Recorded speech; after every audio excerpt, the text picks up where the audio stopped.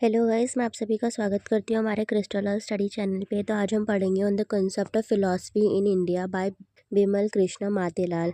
तो गाइस, ये जो है ये स्ट्रक्चर है, इसका प्रेफरेंस लेके अपना आंसर्स लिख सकते हैं। इन पॉइंट्स को लिखिएगा, फिर इसके अंदर आप अपना कॉन्सेप्ट डाल सकते हैं जो आपको समझ में आएगा। ठीक है अभी। तो चलिए आगे बढ़ते हैं, हम इंट्रोडक्शन पढ़ते हैं।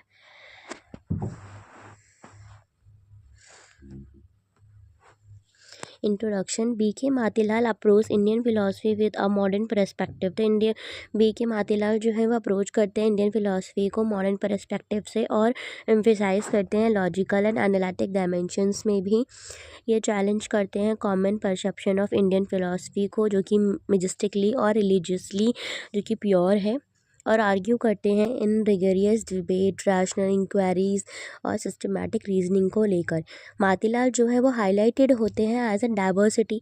क्यों? क्योंकि इंडियन फिलोसफिकल स्ट्रक्चर जो है वो कहीं ना कहीं बहुत बड़ा है, ह्यूज लेवल पे है, जैसा चेस, न्याय, वेदांता, बुद्धिज़्म, जैनिज़्म, मीमांसा। तो इन सबको वो कहीं ना कहीं एड्रेस करते हैं in the complex issues like logic, epistemology, metaphysics और एथिक्स। तो यहाँ पे ये डेमोस्ट्रेट करते हैं इंडियन फिलोसफर्स को, और इंगेज होते हैं in debates on reasoning, language and perception and nature of reality, जो कि कहीं ना कहीं सिमिलर है किससे, वेस्टर्न फिलोसफिकल ट्रेडिशन से भी। By bridging Indian and western thought, Matilal brought attention to the universal relevance of Indian philosophy. तो मातीलाल जो हैं वो अपना अटेंशन देते हैं यूनिवर्सल रेलेवेंस में इंडियन फिलोसफी के, और शो करते हैं क्रिटिकल और एनालिटिक ट्रेडिशंस को, जो कि वर्कड होता है, एम्फसाइज होते हैं इंडियन फिलोसफी में, सिर्फ और सिर्फ स्पिरिचुअली नहीं लेकिन ग्लोबली भी कहीं ना कहीं इसका कंट्रीब्यूशन देखने को मिला है। तो the concept of philosophy in Indian thought, अब हम आगे ये स्टडी करेंगे। In his essay, B.K. Matilal asked an important question: Does India has something like philosophy as understand in the modern West? तो B.K. मातीलाल क्वेश्चन पूछते हैं कि India में ऐसा कुछ है फिलॉसफी जैसा, जो कि अंडरस्टैंड हो सके जैसे कि मॉडर्न वेस्ट में है। तो व्हाट इज़ फिलॉसफी बात आती है। ठीक है। तो many people think Indian philosophy जो है वो सेम है किसकी तरह, संस्कृत वर्ड की तरह, दर्शना की तरह। हाउएवर मातीलाल सेज की दर्शना जो है उसका मतलब होता है व्यू करना, philosophically view point, not exactly philosophy as in the west. तो बी के मातीलाल कहते हैं कि दर्शना जो है वो उसका मतलब होता है व्यू, एग्जैक्टली सेम नहीं है फिलोसफी जो कि वेस्ट में देखने को मिली है। लेकिन अदर फिलोसफर जो है वो कहते हैं कि फिलोसफी जो है इंडिया में वो संस्कृत जैसी है, और उसका वर्ड का मतलब होता है दर्शना। ठीक है।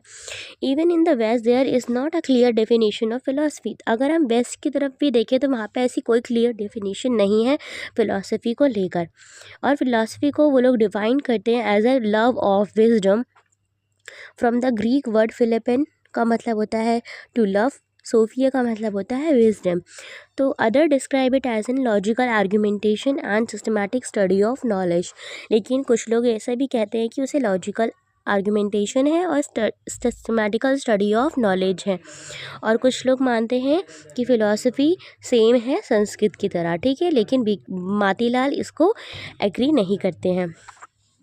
In modern Western thought, philosophy is seen as a method of critically analyzing and organizing the knowledge, focusing on logical connection between ideas. तो मॉडर्न वेस्ट के थॉट के अकॉर्डिंग अगर हम देखें तो फिलॉसफी को कैसे माना जा रहा है, as a method of critically analysing, कि जिसे हम क्रिटिकली एनालाइज कर सकें और ऑर्गेनाइज कर सकें, जिससे अपनी नॉलेज को, इसका कहीं ना कहीं कनेक्शन होता है हमारे आइडियाज़ के थ्रू में। मातीलाल कहते हैं कि Sanskrit word anvikshiki better match करता है मॉडर्न आइडिया ऑफ फिलॉसफी से। एंशिएंट इंडियन थिंकर जो है like Kautilya, writer of the Arthashastra, use anvikshiki as one of the 4 main branches of knowledge. तो कौटिल्य ने भी अपने अर्थशास्त्र जो लिखी थी तो वहाँ पे भी उन्होंने यूज़ करा अन्वीक्षिकी को अपने 4 ब्रांचेस ऑफ नॉलेज में। Other 3 are religious education, trade and commerce and political science. तो पहला तो अन्वीक्षिकी इन्होंने यूज़ करा कौटिल्य ने, दूसरा रिलीजियस एजुकेशन, तीसरा trade and commerce and fourth political science. अपने कहाँ पर, अर्थशास्त्र के अन्वेक्षिकी है क्या? What is अन्वेक्षिकी? अन्वेक्षिकी जो है वो इन्वॉल्व करती है लॉजिकल रीजनिंग को, क्रिटिकल थिंकिंग को और एक्सप्लोर करती है ट्रुथ को। It is similar to the west approach to the philosophy and show करती है ancient Indian thought including the rational and systematical method. तो अन्वेक्षिकी क्या है? जो कि हमें लॉजिकल रीजनिंग देती है, क्रिटिकल थिंकिंग देती है और एक्सप्लोर करने में हेल्प करती है क्या? ट्रुथ को। ये सिमिलर है किसकी तरह? वेस्टर्न अप्रोच की तरह, वेस्टर्न अप्रोच ऑफ फिलॉसफी की तरह ही, क्योंकि वहाँ पे भी हमें क्या देखने को मिलता है? रैशनल और एनालिटिक मेथड्स देखने को मिलते हैं, तो इसी तरह ये सेम है। This term is also been found in the term like Manusmriti. तो अन्वेक्षिकी जो टर्म है ये कहीं ना कहीं हमें और कहाँ देखने को मिल रहा है? हमने इसे अर्थशास्त्र में भी देखा और मनुस्मृति में भी देखने को ये मिल रहा है। The concept of anvikshiki in the Indian thought and philosophy. तो कंसेप्ट क्या है अन्वेक्षिकी का हमारे इंडियन थॉट में और फिलोसफी में?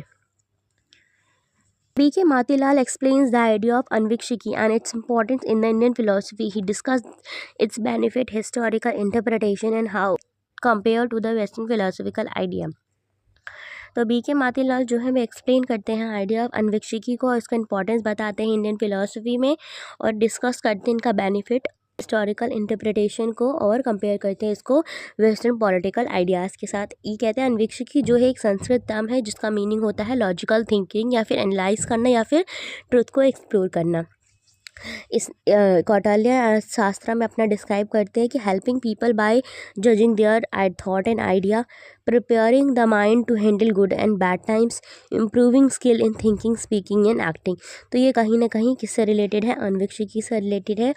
ये कौटिल्य ने अपने अर्थशास्त्र में लिखा हुआ है कि किसी भी पीपल को हेल्प करना, गाइड करना उसके थॉट और एक्शन से। सेकेंड पॉइंट बताया है कि किसी भी माइंड को प्रिपेयर करना और हैंडल करना गुड और बैड टाइम पे। तीसरा, इम्प्रूव करना स्किल्स को like thinking, speaking and acting. आगे हम बात करते हैं वत्स्याना की 300। तो वत्स्याना क्या डिफाइन करते हैं अन्वेक्षिकी को? As a study of knowledge जो कि गेन होती है हमारे ऑब्जर्वेशन से और स्क्रिप्चर से, जो कि बेस्ड होती है हमारे प्रॉपर एविडेंसेस पे, जिसका मतलब होता है प्रमाणा। ठीक है, एविडेंसेस का मतलब क्या होता है? प्रमाणा। और ये कहते हैं कि ये कहीं ना कहीं डिफरेंट है हमारे स्पिरिचुअल टेक्स्ट उपनिषद से। क्यों? क्योंकि अन्वेक्षिकी जो है वो कहीं ना कहीं फोकस करती है हमारे लॉजिकल थिंकिंग्स में। ठीक है, जयंता एग्री करते हैं वत्स्याना से और एम्फेसाइज करते हैं लॉजिकल नेचर ऑफ अन्वेक्षिकी को, कि अन्वेक्षिकी का लॉजिकल नेचर है, वो लॉजिक पे और लॉजिकल थिंकिंग्स पे कुछ ज़्यादा ही बिलीव करते हैं। न्यायिकास क्या कहते हैं? न्याय फिलोसफर्स। तो वो ट्रीट करते हैं अन्वेक्षिकी को एज अ फाउंडेशन ऑफ न्याय school which focus on reasoning and debate. Kautilya का व्यू क्या है अन्वेक्षिकी को लेकर? ये मानते हैं कि ये इंक्लूड करती है और रैशनल और आर्गुमेंटिव फिलॉसफी को। ये सिर्फ लिमिटेड नहीं है न्याय की फ़िलासफ़ी पे, जैसे कि न्याय फिलोसफर्स कह रहे हैं कि ये फोकस करती है रीजनिंग एंड डिबेट्स पे और ये कहीं ना कहीं फाउंडेशन है न्याय का। तो ऐसा कौटिल्य ने मना कर दिया कि अन्वेक्षिकी जो है वो लिमिटेड नहीं है न्याय के स्कूल तक। ठीक है, ये और भी ह्यूज लेवल पर है। Western interpretation H Jacobi 1911 so anvikshiki as similar to the western philosophy treating it as a science of reasoning. तो एच जेकोबी जो है वो भी कहते हैं कि अन्वेक्षिकी जो है वो सिमिलर है वेस्टर्न थिंकर से, वेस्टर्न फिलोसफर से। क्यों? क्योंकि वो ट्रीट करती है P Hacker's criticism argue that Jacobi impose western idea on Indian philosophy.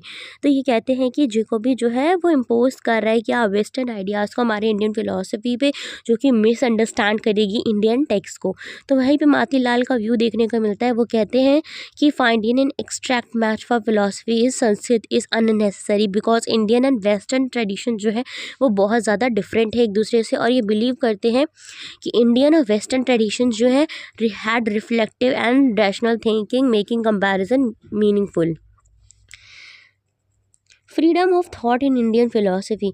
तो अब freedom of thought in Indian philosophy में मातीलाल जो है वो रिजेक्ट करते हैं आइडिया ऑफ इंडियन फिलोसफी को और कहते हैं लैक ऑफ फ्री थिंकिंग है जो कि कंपोज करती है वेस्ट पे। Indian philosopher from the Buddha to Raghunatha saw themselves as an unbiased and free thinkers. तो इंडियन फिलोसफर में अगर हम बुद्धा से लेकर रघुनाथा तक की बात करें तो वो भी कैसे माने गए? अनबायस्ड माने गए और वो फ्री थिंकर्स रहे हैं। तो वेस्टर्न आइडिया में अगर हम देखें तो freedom from prejudice like Descartes philosopher is also partial as a myth created by historians. ठीक है, मोतीलाल जो है वो एक्सप्लेन करते हैं कि हाउ एंशंट इंडियन थिंकर जो है वो फोकस होता है लॉजिकल रीजनिंग पे। तो इंडियन थिंकर जो है वो बहुत ज़्यादा फोकस है किस पे, लॉजिकल थिंकिंग में, क्वेश्चंस जो कि ब्लाइंड बिलीव्स पे बात करते हैं, और क्रिटिकल थिंकिंग पे in their writing like shastras में। तो rational thinking in Indian philosophy में देखें तो एंशिएंट इंडियन फिलोसफर जो है वो वर्क करते हैं किस पे, डेवलप करने के लिए method to the logic unbiased and independent of rigid tradition को, और क्रिटिसाइज करते हैं रिलीजियस रिचुअल्स को जो कि बेनिफिट सिर्फ देखता है अपना, जैसे कि ईश्वरा कृष्णा समख्याया करिका। इंडियन फिलोसफीज अप्रोच, तो अब इंडियन फिलोसफीज़ के अप्रोचेस क्या रहे हैं। मातीलाल जो है does not try to find out a perfect Sanskrit term for philosophy.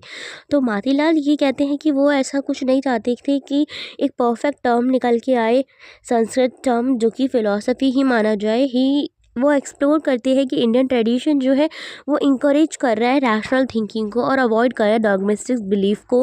वो ये भी कंक्लूड करते हैं कि रैशनल ट्रेडिशंस जो होते हैं वो एक्सिस्टेड है हमारे क्लासिकल इंडियन फिलोसफी में। ठीक है, Vatsyayana idea on knowledge and goals, in his commentary Nyaya Bhashya Vatsyayana highlight the role of pramana valid evidence is understanding artha goal और ऑब्जेक्ट।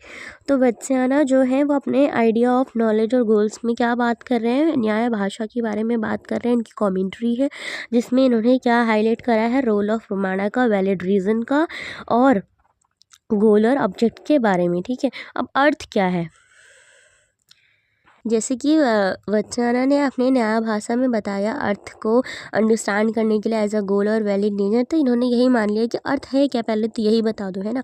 तो ये इंक्लूड करता है हैप्पीनेस को, अनहैप्पीनेस को और उसके कॉजेज़ को, कि अर्थ मतलब गोल ऑब्जेक्ट होता है। ठीक है, जिसका हमें ये पता लगाना होता है कि ये इंक्लूड कर रहा होता है कि हैप्पीनेस क्या है, अनहैप्पीनेस क्या है, उसका कॉज क्या निकल के आ रहा है। ठीक है, sense living being and their goals are countless, क्योंकि लिविंग बीइंग जो होते हैं, लिविंग ह्यूमन जो होते हैं, उनके गोल्स जो होते हैं वो अनकाउंटलेस होते हैं। तो अर्थ आर ऑल्सो एंडलेस। ठीक है, अर्थ जो है वो भी एंडलेस होते हैं। Response to sceptics, Vatsyayana opening line से न्याय भाषा क्रिटिसाइज करते हैं मध्यमामिका स्कूल ऑफ बुद्धिज़्म को, जो कि प्लेड होता है sceptical role in Indian tradition में। हाउएवर मध्यमामिका जो है वो not sceptics in the way of western philosopher define the term.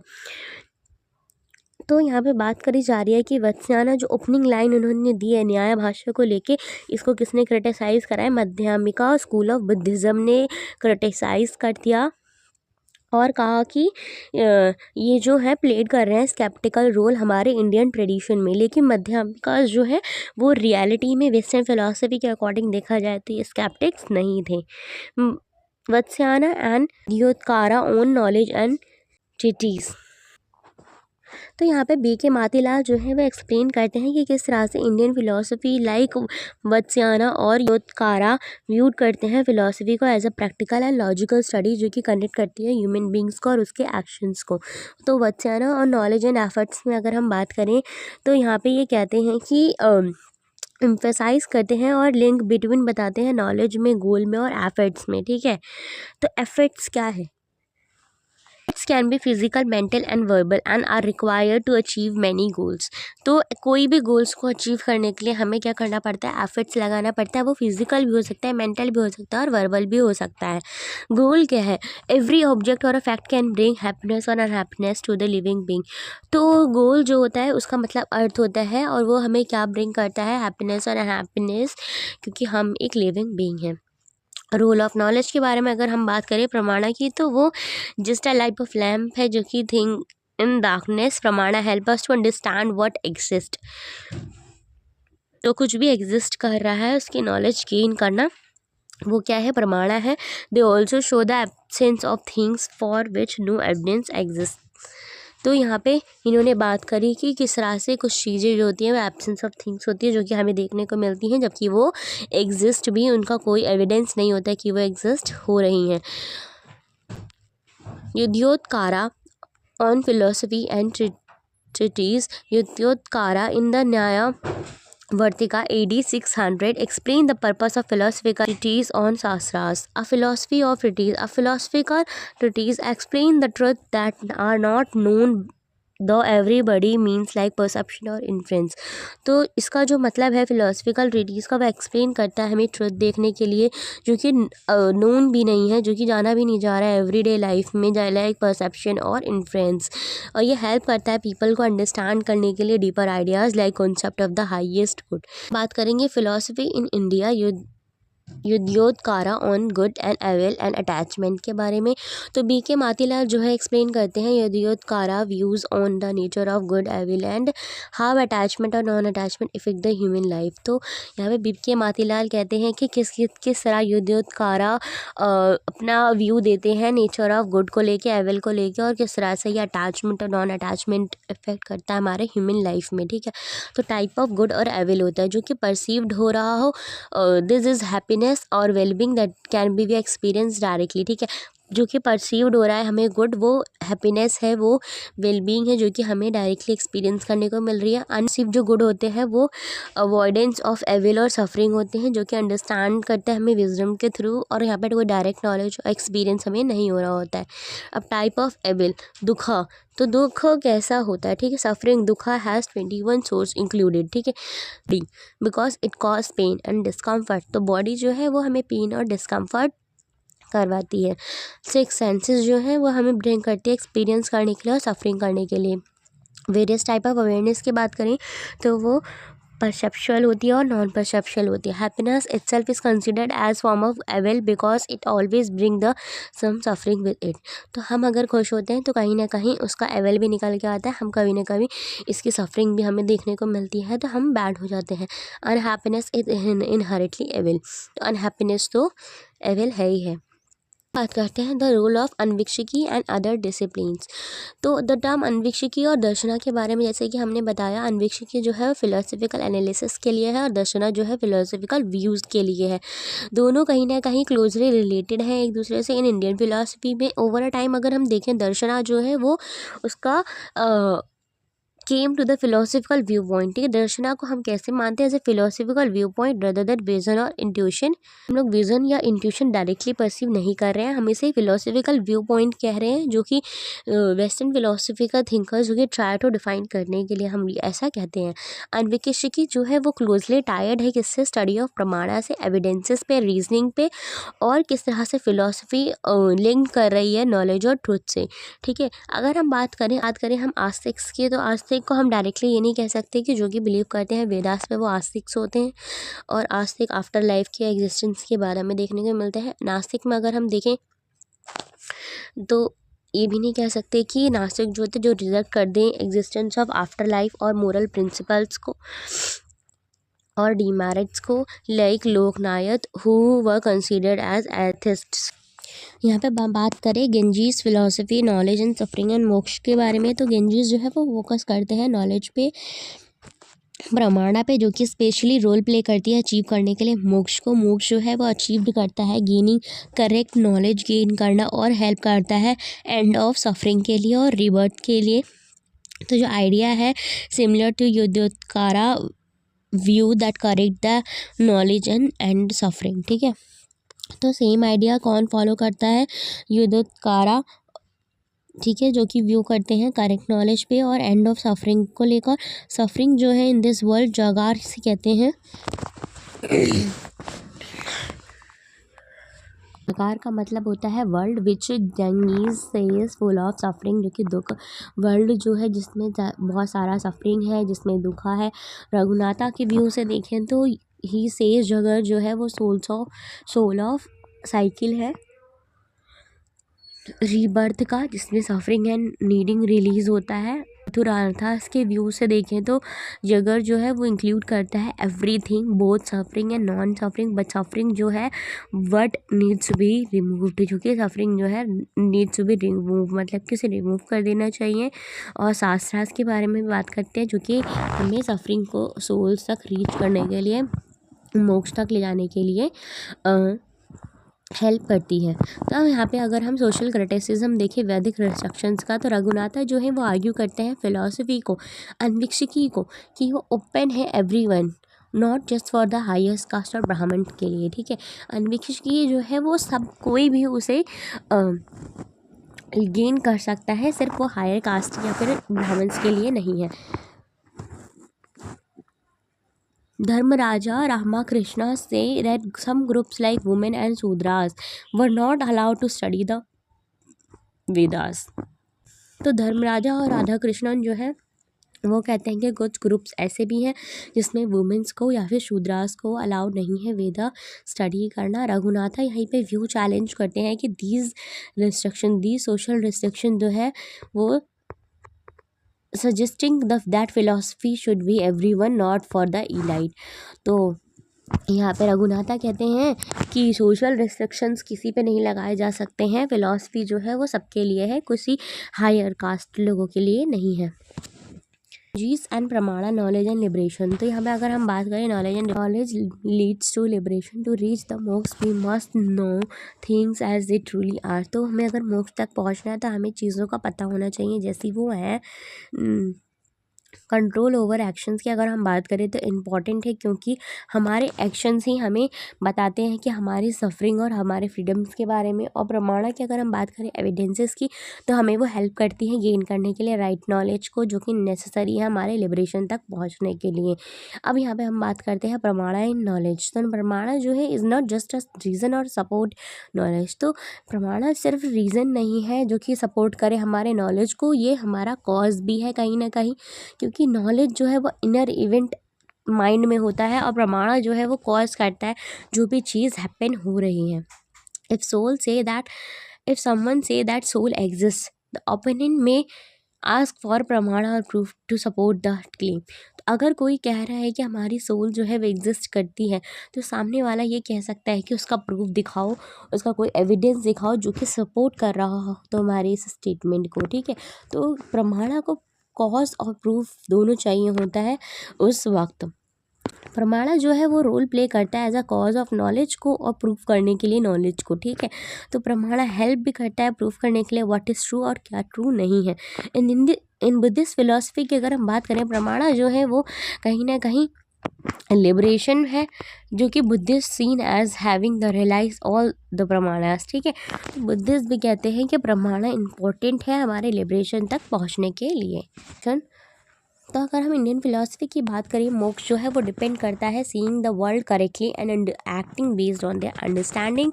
तो मोक्ष जो है वो डिपेंड करेगा कि हमने किस तरह से वर्ल्ड को करेक्टली सी करा और अंडरस्टैंड क्या करा। प्रमाणा हमें हेल्प करेगा टू सी द वर्ल्ड को सी करना और ट्रूली उसे गाइड करना सही वे में।